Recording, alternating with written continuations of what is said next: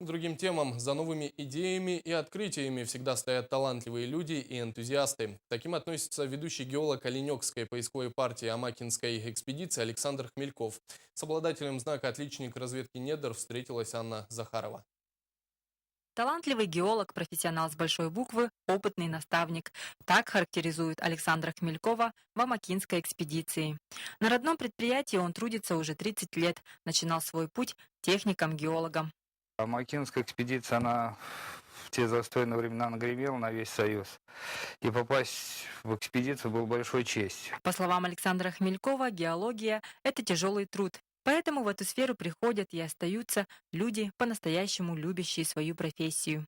Есть возможность проявить себя, что-то сделать самому, что-то показать. То есть ты полагаешь только на себя, никого. С тобой в маршрутах обычно ты один и твой рабочий студент, больше никого нет. В геологии большую роль играют человеческие отношения, ведь во время полевого сезона без взаимодоверия и поддержки не обойтись. По словам коллег, Александр Хмельков не только профессионал в своем деле, но и надежный товарищ. Александр Михайлович, он как, можно сказать, как ходячая энциклопедия. К нему подходишь, и можно любой вопрос задавать по работе, и он все ответит и подскажет. Человек справедливый, вот могу сказать еще, честный. Может и поругать, и похвалить. За свои заслуги в области геологии Александр Хмельков был награжден знаком «Отличник разведки недр». Он является автором 20 научных статей, а также книги-монографии «Основные минералы кимберлитов и их эволюция в процессе ореолообразования». Эта книга вообще писалась в первую очередь для рабочих, для работников, для геологов нашей экспедиции.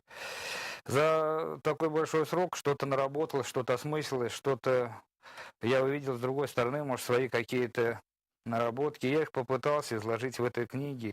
Сегодня в алмазодобывающей промышленности такие кадры являются незаменимыми и представляют большую ценность.